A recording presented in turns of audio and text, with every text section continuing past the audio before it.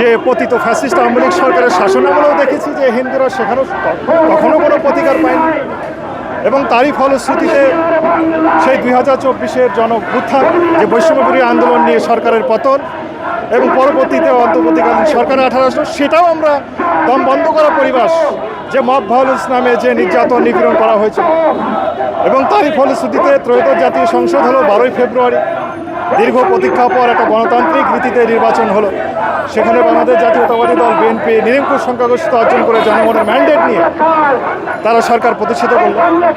তো আমরা এই সরকারের কাছে বলতে চাই যে বিগত দিনে যে ঘটনা ঘটেছে সেই ঘটনাগুলোর সুষ্ঠু তদন্তের মাধ্যমে সেগুলোর বিচার, পাশাপাশি 17 তারিখ শপথ নেওয়ার মধ্যেও ইতিমধ্যে কয়েকটি ঘটনা ঘটেছে। আপনারা দেখেছেন যে সেই ময়মনসিংহের ত্রিশালে চাউল ব্যবসায়ী সুশান্ত চন্দ্র সরকারকে তার নিজস্ব ব্যবসা প্রতিষ্ঠানে কুপিয়ে হত্যা করে সাম্প্রদায়িক দুষ্কৃতিকারীরা, এবং সেই গাইবান্ধার সেখানে আপনার সেই একজনকে কুড়াল দিয়ে কুপিয়ে হত্যা করা হয়।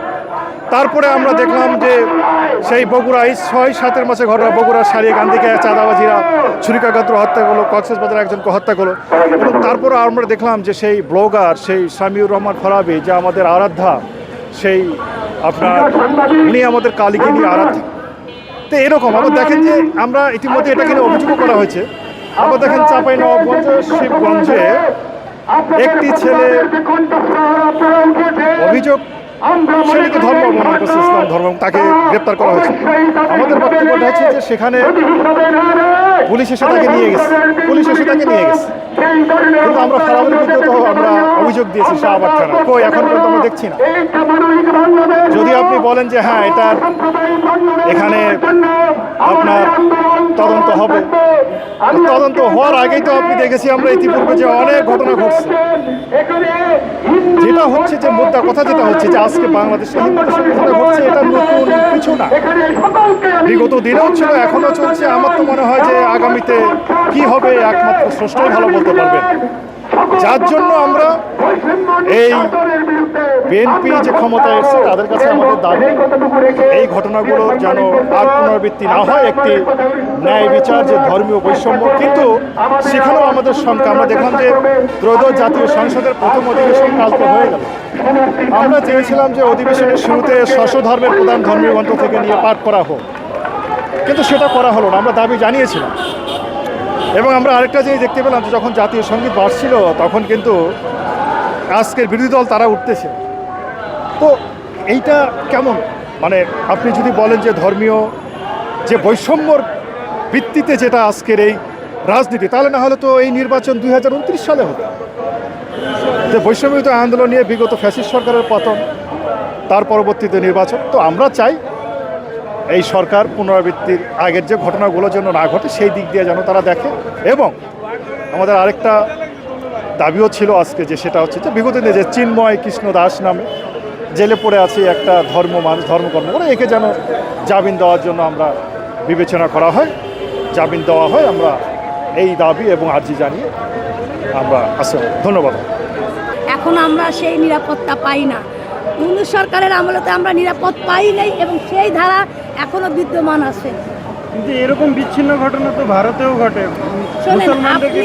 আপনি যে কথাগুলো বলতেছেন, শোনেন, আপনি যে কথাগুলো বলতেছেন এইগুলো নিছক একটা বিভ্রান্তকর সৃষ্টি করা। কারণ প্রতিটা ক্ষেত্রে আজ 18 মাস বাংলাদেশ এই রাজাকারদের কারণে যেভাবে অত্যাচারিত হয়েছে, 1971 সালকেও হার মেনে দিয়েছে। যদিও আমরা 1971 সাল দেখিনি, আমরা ধারণ করি, লালন করি, আমাদের বাবা মা ঠাকুর দাদাদের কাছ থেকে শুনেছি, এবং বই পুস্তক সিনেমা নাটকে দেখেছি।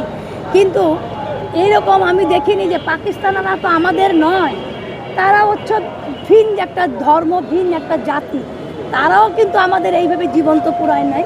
কিন্তু আমার ভাই, আমার মুসলমান ভাই, সে আমাদেরকে জীবন্ত পুরাচ্ছে। তাই এইটার থেকে জঘন্য, এইটার থেকে মানে নির্মম বাংলাদেশ আর কখনো কোথাওকে দেখেছি কিনা জানি না।